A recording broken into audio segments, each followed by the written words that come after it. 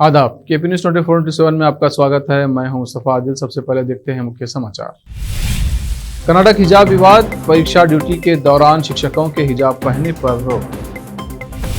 Karnataka common entrance test के लिए आवेदन प्रक्रिया आज से शुरू। इच्छुक उम्मीदवारों के लिए KCET आवेदन पत्र जल्द ही आधिकारिक वेबसाइट पर किए जाएंगे जारी। मस्जिदों में लाउडस्पीकर को लेकर हुआ विवाद। महाराष्ट्र के कई हिस्सों में स्पीकर लगाकर हनुमान चालीसा बजा रहे हैं MNS नेता। सांसद अपने इलाकों में जलाशयों की प्रगति का करें काम। बीजेपी संसदीय दल की बैठक में बोले PM मोदी। कांग्रेस के नेता आपसी मतभेद भुलाकर पार्टी को करें मजबूत। CPP की बैठक में बोली कांग्रेस अध्यक्ष सोनिया गांधी। उत्तराखंड की बुजुर्ग महिला ने अपनी सारी प्रॉपर्टी राहुल गांधी के नाम की। कहा, इंदिरा गांधी, राजीव गांधी, राहुल और सोनिया इन सब से बहुत हैं प्रभावित।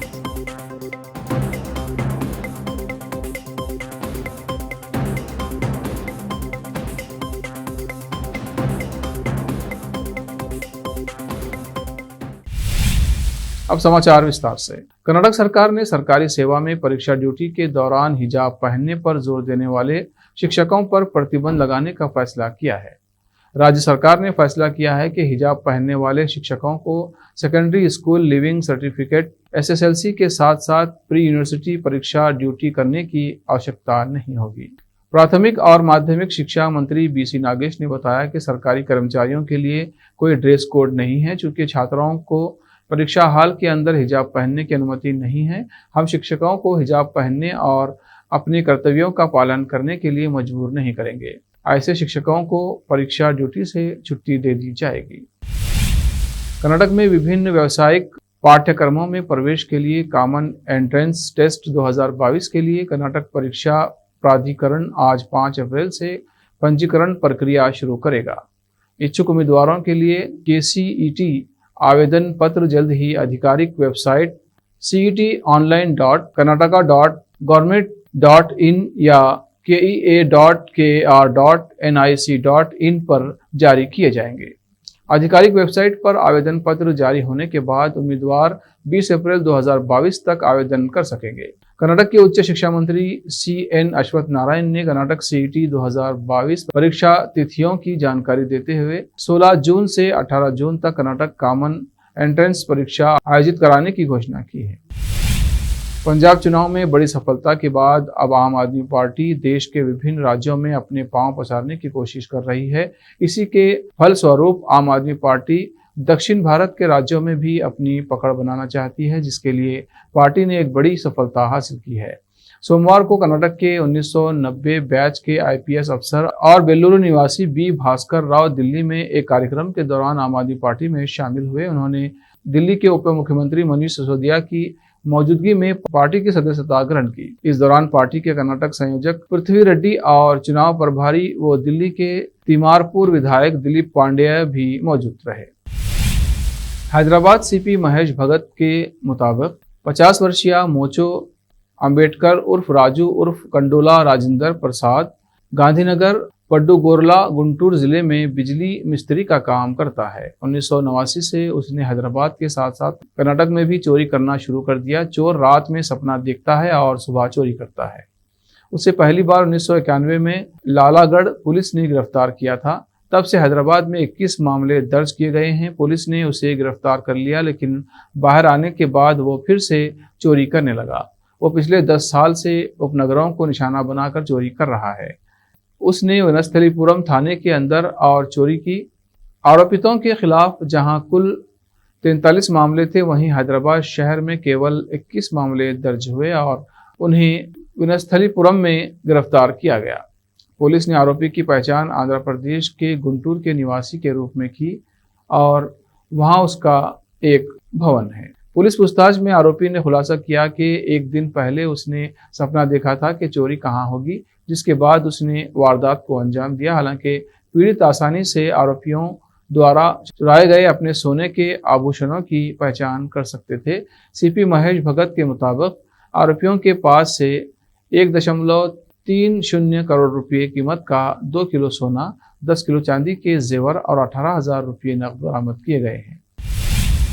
जहराबाद में अखिल भारतीय बैतुल इमदाद चैरिटेबल ट्रस्ट की तरफ से मोहम्मद नईमुद्दीन और दूसरों ने गरीब लोगों में 100 रमज़ान राशन पैकेज वितरित किए। इस अवसर पर एक बैठक आयोजित की गई।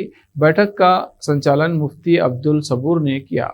हाफिज अब्दुल मुजीब कासमी कोटूरी ने सभा को संबोधित करते हुए कहा कि हर वर्ष की तरह इस वर्ष भी रमज़ान में गरीब लोगों में रमज़ान राशन किट का वितरण किया जा रहा है। रमज़ान पापों से मुक्ति का महीना है, इसमें हमें खूब इबादत करनी चाहिए।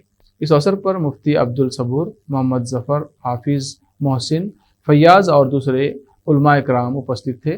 जहराबाद से केपी के संवाददाता मोहम्मद फैयाज की रिपोर्ट। 2 अप्रैल बरोज़ हफ्ता सुबह 10 बजे हिरा फाउंडेशन स्कूल जहीराबाद में बैतुल इमदाद चैरिटेबल ट्रस्ट की जानिब से रमज़ान राशन किट्स की तक़सीम अमल में आ रही है। अल्हम्दुलिल्लाह ये सिलसिला पिछले 6 सालों से बिला नागे के अल्हम्दुलिल्लाह चल रहा है। इस मौके पर तकरीबन 100 से ज़ायद ज़हीराबाद और अतराफ़ अकनाफ़ के मुस्तहिक़ और बेवा खातून, जिनकी मुकम्मल तहक़ीक़ के बाद 100 मुस्तहिक़ खातूनों को मुंतख़ब किया गया और उन्हें 2000 रुपये का राशन किट्स तक़सीम अमल में आ रहा है, जिसमें 25 किलो चावल, तेल, दाल, शक्कर, आटा और दीगर जो है घरेलू ज़रूरी साजो सामान जो है। और इसके अलावा अल्हम्दुलिल्लाह आज जो है 40 देहातों के मुस्तहिक़ अइम्मा इकराम को भी रमज़ान राशन, कपड़े और हदिया जो है इस वक्त में दिया जा रहा है। 40 अइम्मा इकराम और 100 मुस्तहिक़ ख़वातीन को रमज़ान राशन किट्स और हदिया और तोहफ़ा वगैरह दिया जा रहा है। इस मौके पर हम तमाम ही मुआविनीन को दी दुआ करते हैं, अल्लाह ताला उन्हें जज़ाए खैर नसीब फरमाए। ऐसे ही तमाम ही बिरादरान इस्लाम से भी गुजारिश करते हैं, रमज़ानुल मुबारक में ग़ुरबा की जितनी भी हो सके आप अपनी तरफ से ताउन के लिए दस्त दराज ताउन फरमाए।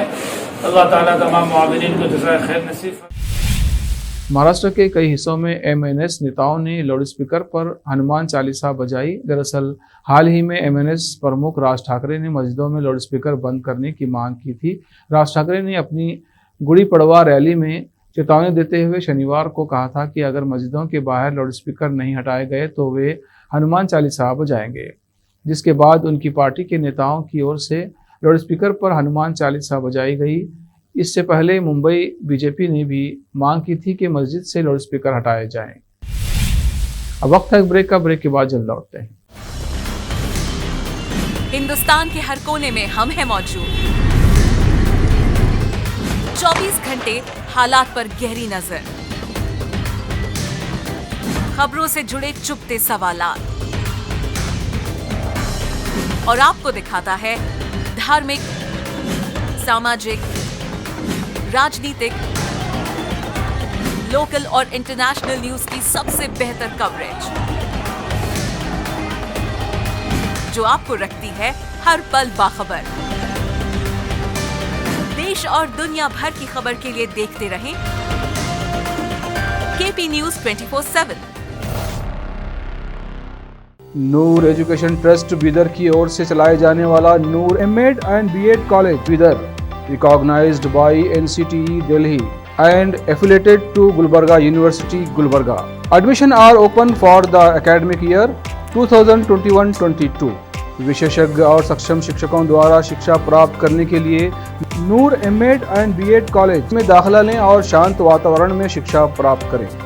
बीदर शहर में बेहतर शिक्षा का एकमात्र केंद्र Noor MEd and BEd college, Shahpur gate, Bidar. Phone numbers 9945283920, 8482221297। रोगियों की सेवा और देखभाल करना जहां बड़े सम्मान की बात है, वहीं ये एक सम्मानीय पेशा भी है। इस पेशे को अपनाने वालों को नर्स कहा जाता है और इसका प्रशिक्षण लेने को नर्सिंग कहते हैं। इस नर्सिंग कोर्स की शिक्षा लेने के लिए सुखद वातावरण और अच्छे प्रशिक्षण केंद्र की आवश्यकता होती है।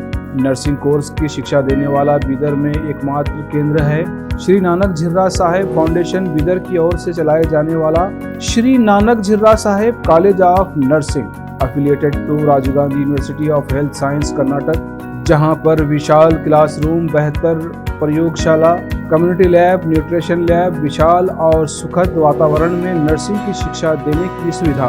विशाल और सुंदर कॉन्फ्रेंस हॉल, हवादार और बड़ी सी लाइब्रेरी के साथ साथ सभी प्रकार की उपयोग की जाने वाली सामग्री के साथ एनाटॉमी लैब और एडमिनिस्ट्रेशन ऑफिस उपलब्ध है। Vice chairperson Mrs Reshma Kaur की देखरेख में चलाए जाने वाला और प्रिंसिपल मिस्टर महांतेश की निगरानी में बेहतर नर्सिंग ट्रेनिंग का एकमात्र केंद्र Shri Nanak Jhirra Saheb college of nursing, near Nehru stadium, Bidar. Admission are open for the academic year 2021-22. Phone number 08483228272. Break के बाद फिर एक बार आपका स्वागत है। आइए देखते हैं आगे के समाचार। प्रधानमंत्री नरेंद्र मोदी ने बीजेपी संसदीय दल की बैठक को संबोधित किया। उन्होंने जल संरक्षण पर जोर दिया और कहा कि सांसद अपने इलाके में जलाशयों की प्रगति का काम करें। उन्होंने सांसदों से कहा कि वो अगले 15 दिनों तक अपने अपने इलाके में रहें, अपने यहाँ के तालाब और वाटर बॉडीज को संवारने का काम करें। पीएम मोदी ने कहा कि कल 6 अप्रैल को पार्टी की स्थापना दिवस है, लिहाजा जो पार्टी की नीतियां हैं उन्हें सांसद अपने इलाके में पहुंचाएं। जनता के हित में चलाए गए सरकार के कार्यक्रमों की जानकारियां उन्हें दें। कांग्रेस अध्यक्ष सोनिया गांधी ने संसद भवन में आज कांग्रेस संसदीय दल सीपीपी की बैठक को संबोधित किया। उन्होंने कहा कि CWC मीटिंग जल्द बुलाई जाएगी, साथ ही जल्दी ही चिंतन शिविर के आयोजन करने की बात कही। उन्होंने पार्टी की मजबूती पर जोर दिया और कहा कि वक्त है कि कांग्रेस के नेता आपसी मतभेद भुलाकर पार्टी को मजबूत करें, क्योंकि देश के लिए कांग्रेस जरूरी है। उन्होंने कहा कि बीजेपी की विभाजनकारी नीति चल रही है, ये बाज नहीं आ रहे हैं, जमीन पर संघर्ष जरूरी है। उन्होंने कांग्रेस नेताओं से महंगाई के खिलाफ अपनी आवाज को पुरजोर तरीके से उठाने की बात कही। जरूरी चीजों की बढ़ती कीमतों को लेकर उन्होंने सरकार पर भी निशाना साधा। दिल्ली में बीजेपी संसदीय दल की बैठक से पहले पार्टी के सभी सांसद नई टोपी में नजर आए। दरअसल प्रधानमंत्री मोदी ने 4 राज्यों की जीत के बाद अहमदाबाद में जो रोड शो किया था, उस दौरान पीएम मोदी ने यही टोपी पहनी थी। अब यही टोपी सभी सांसदों और मंत्रियों को वितरित की गई है। इतना ही नहीं, बीजेपी सांसदों को खास तरह की चॉकलेट भी दी गई है, जिस पर पीएम मोदी की तस्वीर छपी हुई है। 4 राज्यों में मिली चुनावी जीत के बाद बीजेपी एकदम अलग अंदाज में नजर आ रही है। जानकारी के अनुसार सांसदों को बांटी गई टोपी को गुजरात बीजेपी की ओर से तैयार किया गया है। ये पार्टी नेताओं को बहुत पसंद आई है। इसके बाद दिल्ली में बीजेपी संसदीय दल ने ये टोपियां और एनर्जी बूस्टर चॉकलेट मंगवाई। उत्तराखंड के देहरादून शहर की सीनियर सिटीजन पुष्पा मुंजियल एक अनोखे कारण से चर्चा का केंद्र बनी हुई है। दरअसल पुष्पा ने जिला अदालत में अपनी सारी संपत्ति कांग्रेस नेता व सांसद राहुल गांधी को ट्रांसफर करने का वसीयतनामा दाखिल किया है। कांग्रेस महानगर अध्यक्ष लालचंद शर्मा के अनुसार अपनी प्रॉपर्टी का वसीयतनामा कांग्रेस नेता को सौंपते हुए पुष्पा मुंजियाल ने कहा है कि कांग्रेस के पूर्व अध्यक्ष राहुल गांधी की विचारधारा से वे बेहद प्रभावित हैं। उन्होंने हमें बताया कि इंदिरा गांधी और राजीव गांधी ने देश की एकता और अखंडता के लिए अपनी जान न्यौछावर की। सोनिया गांधी और राहुल गांधी ने खुद को देश के लिए समर्पित किया है। वे इन सब से बहुत प्रभावित हैं। यूक्रेन में रूस पिछले 41 दिनों से खौफनाक हमले कर रहा है। लंबी जंग में रूसी सैनिक अब बौखला गए हैं। अब वे आम नागरिकों को बुरी तरह से टॉर्चर कर रहे हैं। बूचा शहर इसका गवाह बन चुका है, जहां लाशों के अंबार की फोटोज वायरल हो रही हैं। आलम यह है कि अब यूक्रेन की माओं ने अपने बच्चों के शरीर पर पूरा पता लिखना शुरू कर दिया है, ताकि अगर वो युद्ध में मारे जाएं तो उनके बच्चे लावारिस नहीं हों। यूक्रेन से अब कई ऐसी तस्वीरें निकलकर सामने आ रही हैं जो दिल दहला देने वाली हैं। यूक्रेन के वो लोग जो देश छोड़ने में नाकाम रहे हैं, उन्हें हर पल अपनी आंखों के सामने मौत दिखाई दे रही है। यूक्रेन के लोगों ने अपने बच्चों को लावारिस होने से बचाने के लिए कई तरह के उपाय करने शुरू कर दिए हैं। यूक्रेन की एक पत्रकार अनास्तासिया लाप्टिना ने एक ट्वीट में एक बच्ची की तस्वीर दुनिया के सामने रखी है, जिसमें दिख रहा है कि बच्ची के बॉडी पर पेन से उसके बारे में लिखा गया है। आखिर में फिर एक बार देखते हैं मुख्य समाचार। कर्नाटक हिजाब विवाद, परीक्षा ड्यूटी के दौरान शिक्षकों के हिजाब पहनने पर रोक। कर्नाटक कॉमन एंट्रेंस टेस्ट के लिए आवेदन प्रक्रिया आज से शुरू। इच्छुक उम्मीदवारों के लिए KCET आवेदन पत्र जल्द ही आधिकारिक वेबसाइट पर किए जाएंगे जारी। मस्जिदों में लाउडस्पीकर को लेकर हुआ विवाद। महाराष्ट्र के कई हिस्सों में स्पीकर लगाकर हनुमान चालीसा बजा रहे हैं एमएनएस नेता। सांसद अपने इलाकों में जलाशयों की प्रगति का करें काम। बीजेपी संसदीय दल की बैठक में बोले पीएम मोदी। कांग्रेस के नेता आपसी मतभेद भुलाकर पार्टी को करें मजबूत। सीपीपी की बैठक में बोली कांग्रेस अध्यक्ष सोनिया गांधी। उत्तराखंड की बुजुर्ग महिला ने अपनी सारी प्रॉपर्टी राहुल गांधी के नाम की। कहा, इंदिरा गांधी, राजीव गांधी, राहुल और सोनिया इन सब से बहुत हैं प्रभावित।